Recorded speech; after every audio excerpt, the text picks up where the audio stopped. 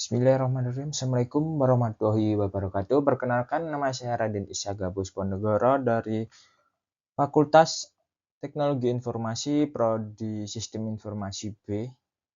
Di sini saya akan menjelaskan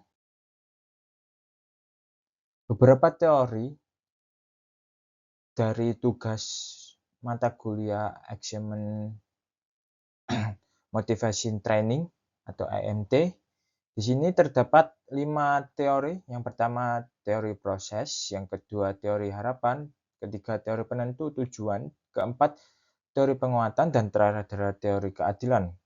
Oke, next. Kita masuk ke dalam teori yang pertama, yaitu teori proses. Teori ini memotivasi sangat penting dalam organisasi. Teori proses ini menjelaskan bagaimana motivasi terjadi. Ada 4 teori utama, yaitu harapan, penentu, tujuan, penguatan, dan keadilan. Perusahaan dengan karyawan termotivasi memiliki produktivitas 21% lebih tinggi. Next.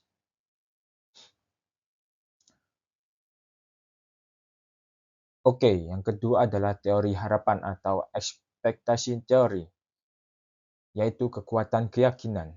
Konsep dasar dari teori ini adalah memotivasi dipengaruhi keyakinan tentang upaya kinerja dan hasil.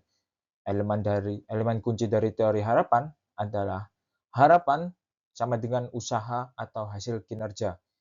Sedangkan instrumentalisasi yaitu kinerja atau hasilkan hasil. Yang terakhir adalah valensi atau bisa diartikan atau dijelaskan yaitu nilai pada hasil. Contoh dari teori harapan yaitu karyawan termotivasi jika yakin usaha dinilai baik penilaian, baik hasil promosi bernilai baginya. Sedangkan studi kasus dari teori harapan ini adalah Porter dan Lawyer, korelasi positif harapan kinerja dan kepuasan kerja. Oke, next. Oke,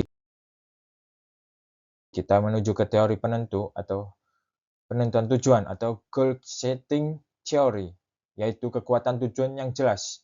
Pertama adalah spesifikasi, yaitu tujuan harus jelas dan terukur. Kedua, kesulitan. Tujuan menantang lebih termotivasi. Ketiga, umpan balik. Umpan balik membantu lacak kemajuan. Sedangkan komitmen, karyawan harus berkomitmen pada tujuan. Oke, next. Oke. Teori selanjutnya adalah teori penguatan. Yang pertama adalah penguatan positif, yaitu berikan hadiah perilaku yang diinginkan. Yang kedua adalah penguatan negatif, hilangkan stimulasi negatif setelah perilaku yang diinginkan. Yang ketiga adalah hukuman, konsekuensi negatif perilaku tidak diinginkan. Yang terakhir adalah extinction atau hilangkan penguatan, kurangi perilaku tidak diinginkan. Di sebelah kanan terdapat gambar dari Foreman atau dari teori penguatan. Oke, next.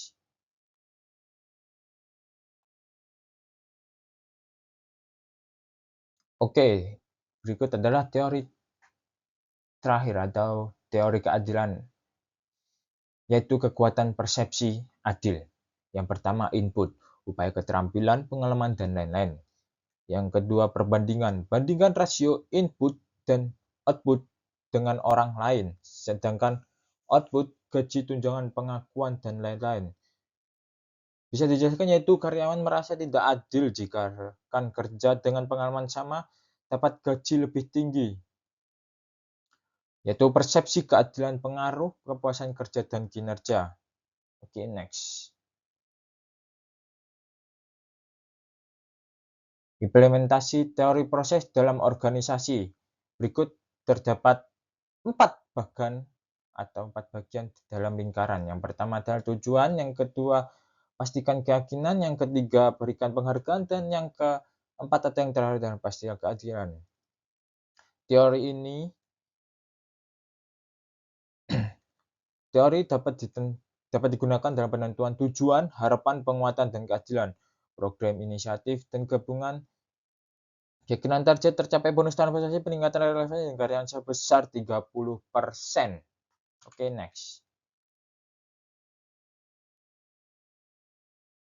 Kesimpulan dari 5 teori di atas tadi, yaitu membangun motivasi yang berkelanjutan. Dari proses kerangka kerja berguna, pahami dan tingkatkan motivasi karyawan. Penetapan efektif butuh pemahaman mendalam tentang kebutuhan dan harapan karyawan. Motivasi ini berkelanjutan untuk kunci keberhasilan jangka panjang berorganisasi. Teruslah belajar, beradaptasi, ciptakan lingkungan kerja yang bermotivasi. Sekian presentasi dari saya atas nama Raden Isyaga Pusponegoro dari Prodi Sistem Informasi B, Fakultas Teknologi Informasi, semester 8.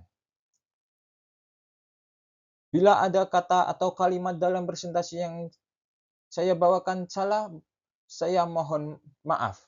Wal taufik walhidayah. Wassalamualaikum warahmatullahi wabarakatuh.